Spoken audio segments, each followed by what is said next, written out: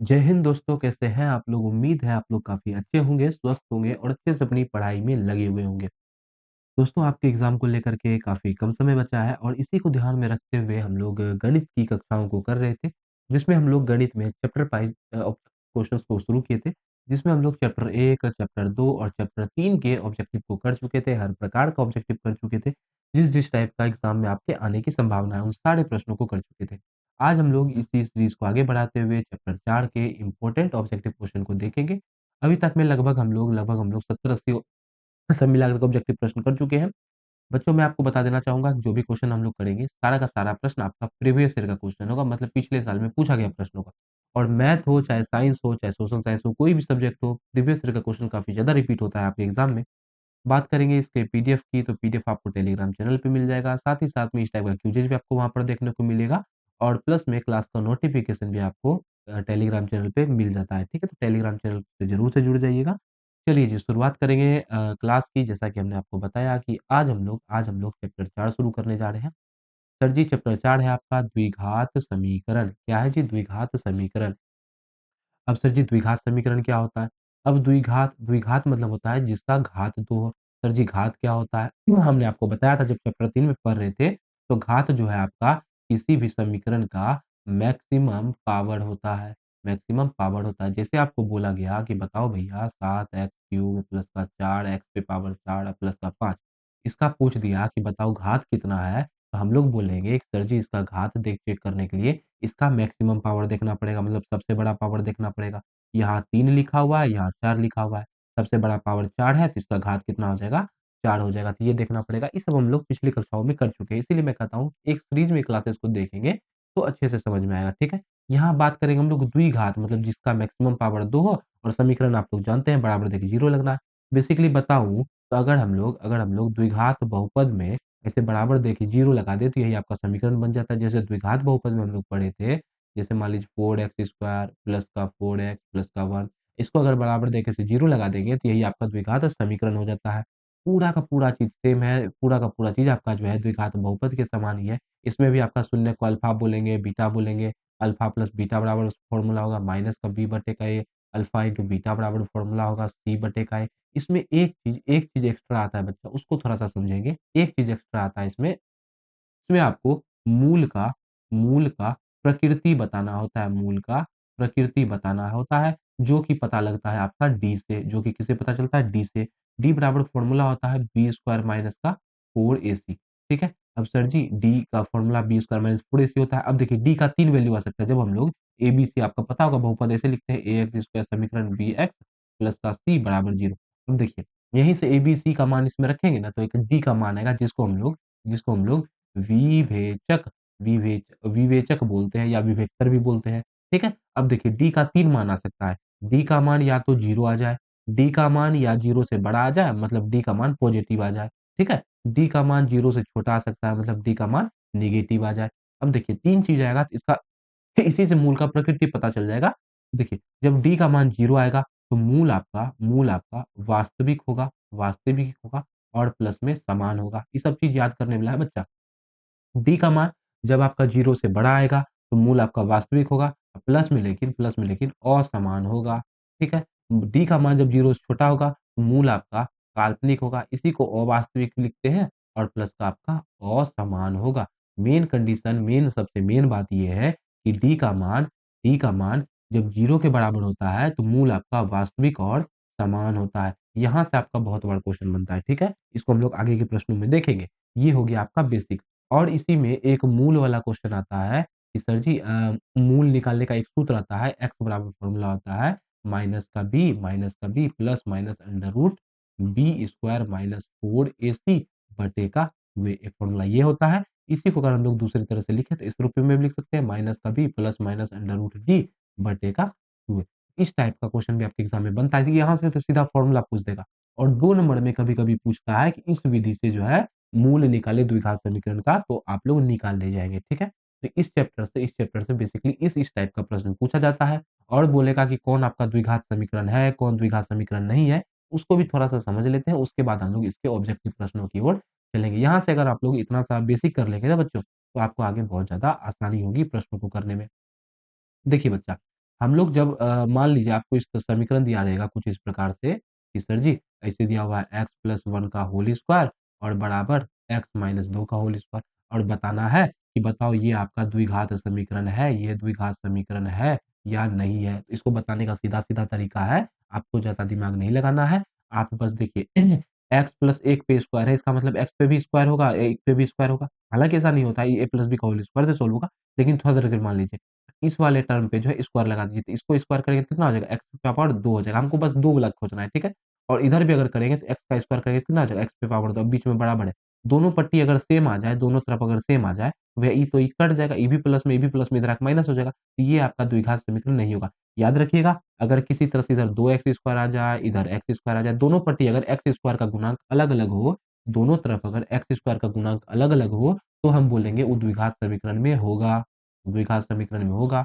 अगर दोनों तरफ x स्क्वायर का गुणांक सेम हो जाए, जैसे इधर भी माइनस एक्स स्क्वायर हो जाए और इधर भी माइनस एक्स स्क्वायर हो जाए, दोनों पट्टी देखिए एक्स स्क्वायर का गुणांक माइनस 1 है ना, ये आपका द्विघात बहुपद नहीं होगा। ये तरीका है समझने का, ठीक है? यदि तो एक तरफ एक्स स्क्वायर हो जाए और एक तरफ माइनस एक्स स्क्वायर हो जाए, तो अब देखिए अलग-अलग हो गया। इधर एक्स स्क्वायर का गुणांक -1 है और इधर एक्स स्क्वायर का गुणांक +1 है।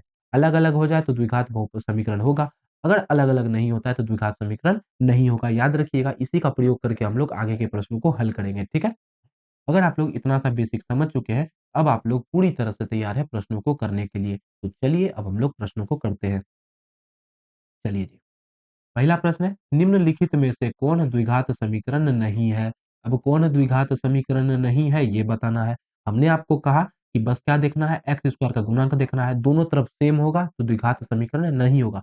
याद रखिएगा, दोनों तरफ एक्स स्क्वायर का गुणांक सेम होगा तो द्विघात समीकरण नहीं होगा। यहाँ देखिए, यहाँ है एक्स स्क्वायर का गुणांक -1, यहाँ है +1। अलग-अलग है मतलब ये द्विघात समीकरण है, तो ये तो आपका ऑप्शन नहीं होगा, पूछा है कौन नहीं है।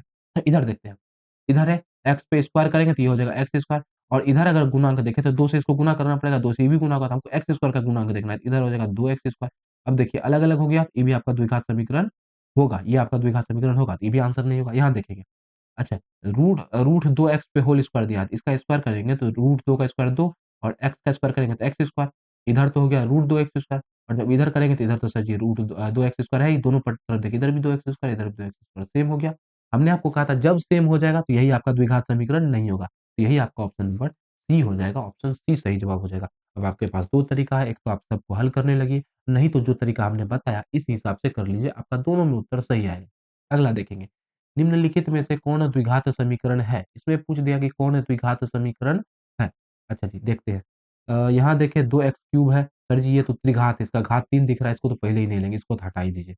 अच्छा, यहाँ एक्स स्क्वायर है, अच्छा यहाँ देखिए रूट में आपका x आ गया, याद कीजिए हम आपको बहुपद में बताए थे कि जिसमें x पे पावर माइनस या मतलब पूर्ण संख्या को छोड़ के दूसरा कोई भी संख्या आ जाए, वो आपका बहुपदीय नहीं होता। जब ये बहुपदीय नहीं है तो समीकरण कहाँ से होगा? तो ये भी जो है आपका द्विघात समीकरण नहीं होगा, तो इसको भी हटा दीजिए। यहाँ आ जाइए, इधर क्या लिखा हुआ है? इधर लिखा हुआ है 3x स्क्वायर और इधर क्या लिखा हुआ है? इधर माइनस x का स्क्वायर करेंगे तो x स्क्वायर आ जाएगा। अब देखिए इसका गुणांक 1 है, इसका गुणांक 3 है, गुणांक अलग-अलग आ गया तो यही आपका द्विघात समीकरण होगा। याद रखिएगा गुणांक अलग-अलग आना चाहिए तो द्विघात समीकरण होगा, मतलब इसका ऑप्शन सी सही उत्तर हो जाएगा। अब कहेंगे सर जी यहाँ देखो एक्स स्क्वायर है, ये एक्स स्क्वायर इसको तो सीधा ही मार देते लेकिन नहीं बच्चा थोड़ा-सा समझिएगा। अगर हम इसको ऊपर ले जाए तो ये हो जाएगा एक्स स्क्वायर माइनस का एक्स पे पावर 2 है, ऊपर जाके -2 बराबर 4। अब आप ही बताइए, हमने आपको कल की कक्षा में बताया था कि चर पे पावर माइनस में होगा तो उसको हम लोग द्विघात बहुपद नहीं बोलेंगे। जब ये द्विघात बहुपद ही नहीं है तो द्विघात समीकरण कहाँ से होगा? नहीं हो पाएगा। इस तरह से ऑप्शन सी हो सही हो जाएगा।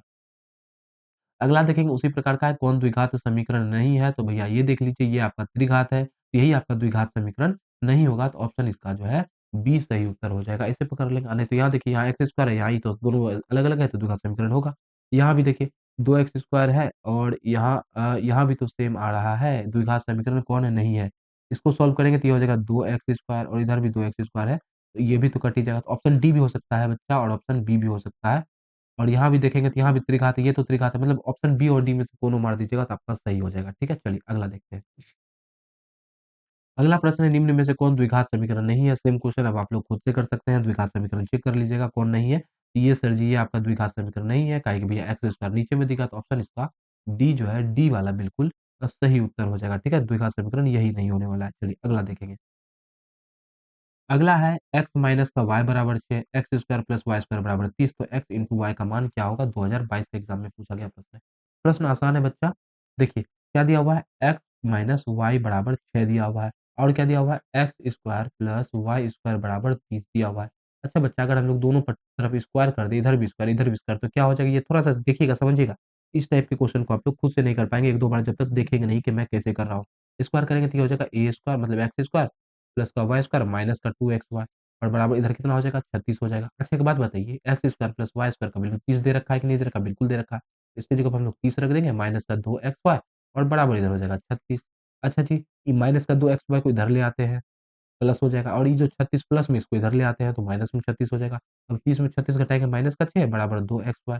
यहाँ से अगर हम लोग xy का वैल्यू निकालें तो xy का वैल्यू x इंटू वाई कितना निकल जाएगा बच्चा? माइनस का 3 निकल जाएगा। माइनस का 3 है क्या? बिल्कुल ऑप्शन डी में दे रखा है। तो डी वाला इसका सही उत्तर हो जाएगा। अगला है द्विघात समीकरण आपको ये दे रखा है कि मूलों का योग समान होगा। अब बताइए इसका मूल हम लोग मानते थे कि नहीं अल्फा और बीटा और पूछ क्या रखा मूलों का योग मतलब अल्फा प्लस बीटा फॉर्मूला क्या लगा देंगे माइनस का बी बटे का ए। माइनस का बी का मान कितना है जी एक्स के साथ में जो गुना में है 2 और ए का मान कितना है ए की जगह पे मतलब एक्स स्क्वायर के साथ में जो गुना में है 1 मतलब इसका आंसर कितना हो जाएगा माइनस का 2 हो जाएगा। माइनस का 2 ए में दे रखा है तो ए वाला टिक कर देंगे। अब इसका देखेंगे इसमें थोड़ा-सा कन्फ्यूज़ हो रहे होंगे सर जी इतना बड़ा प्रश्न दे दिया लेकिन प्रश्न बड़ा नहीं है बच्चा। इसका मूल पूछा है।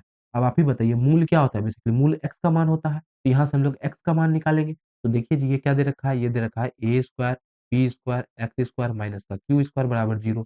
पहले हम लोग q स्क्वायर को इधर भेज देते हैं। ये हो जाएगा a square, b square, x square बराबर q स्क्वायर।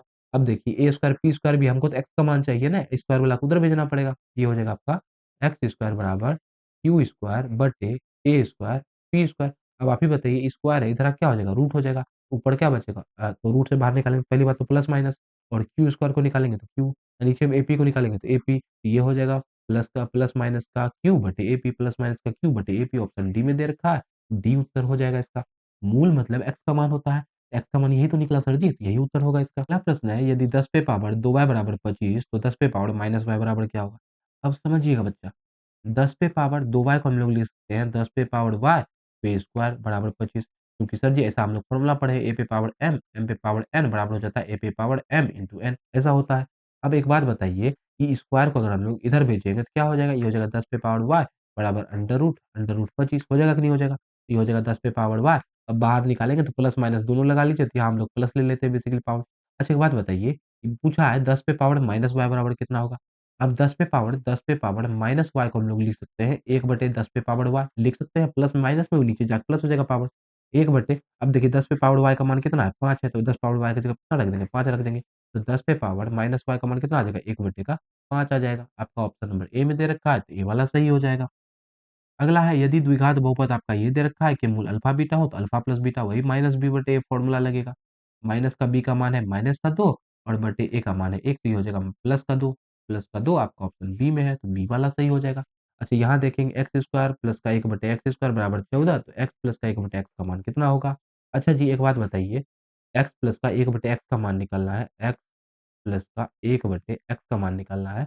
एक काम करते हैं हम लोग इसका होल स्क्वायर करके देखते हैं क्या होता है। एक्स इसका होल स्क्वायर करेंगे तो क्या हो जाएगा बच्चा ए स्क्वायर प्लस का 1 बटे एक्स इसका स्क्वायर और प्लस का 2x इंटू 1 बटे एक्स यही तो होगा एक्स से एक्स कट ही जाएगा तो बचेगा क्या इधर बचेगा एक्स स्क्वायर प्लस का 1 बटे एक्स स्क्वायर और प्लस का 2 यही तो बचेगा ना एक्स प्लस 1 बटे एक्स का होल स्क्वायर बराबर। अच्छा हमको होल स्क्वायर बराबर चाहिए नहीं चाहिए हमको तो सिर्फ ये चाहिए हमको तो सिर्फ एक्स प्लस का 1 बटे एक्स चाहिए तो ये इधर आके स्क्वायर इधर आकर रूट हो जाएगा। अब आप ही बताइए एक्स स्क्वायर प्लस का 1 बटे एक्स स्क्वायर आपका 14 दे रखा है कि नहीं दे रखा है? तो यहाँ रख देंगे 14 और प्लस का इधर हो जाएगा 2 14 में 2 जोड़ेंगे हो जाएगा 16 और 16 को रूट से बाहर निकालेंगे तो आ जाएगा 4 मतलब ऑप्शन नंबर इसका बी जो है वो सही उत्तर हो जाएगा, ठीक है? याद रखिएगा ऐसा प्रश्न जब भी आए आपको कुछ नहीं करना है, स्क्वायर वाला तरफ 2 जोड़ के उसका रूट कर देना है। स्क्वायर वाला तरफ मतलब इसका जो वैल्यू होगा इसमें 2 जोड़ के उसका रूट कर दीजिए। तो 14 में 2 जोड़ेंगे 16, 16 का रूट करेंगे तो 4 समझ गए? इस टाइप का प्रश्न ऐसे भी कर सकते हैं। और नहीं तो जो तरीका हमने बताया इसका होल स्क्वायर कीजिए तो ऐसा फॉर्मूला बनेगा। अब हमको इसका सिर्फ स्क्वायर नहीं चाहिए, सिर्फ एक्स प्लस का 1 बटा एक्स चाहिए तो स्क्वायर वाला को इधर भेज दीजिए। आपका उत्तर आ जाएगा भैया इसका तो मान दे ही रखा है 14 प्लस का तो 16 हो जाएगा। अगला है द्विघात समीकरण आपको ये दे रखा है का एक मूल 1/3 है तो दूसरा मूल क्या होगा? एक मूल आपको दे रखा है 1/3 दूसरा क्या होगा? अच्छा जी मतलब अल्फा का मान दे रखा है 1/3 तो आपसे आपसे बीटा का मान पूछा है। थोड़ा-सा समझेंगे समीकरण क्या है जी? समीकरण है आपका समीकरण है आपका एक बार समीकरण 3x स्क्वायर माइनस का 10x प्लस का 3 और आपको एक समीकरण, एक मूल दे रखा है, अल्फ़ा का मान दे रखा है 1/3। अब देखिएगा बच्चा, इसमें अल्फ़ा का मान अगर दे रखा है हम लोगों को और हमसे पूछा कि दूसरा मूल मतलब बीटा का मान बता दो, एक फ़ॉर्मूला हम लोग पढ़ रखे हैं, अल्फ़ा इंटू बीटा बराबर होता है C/A।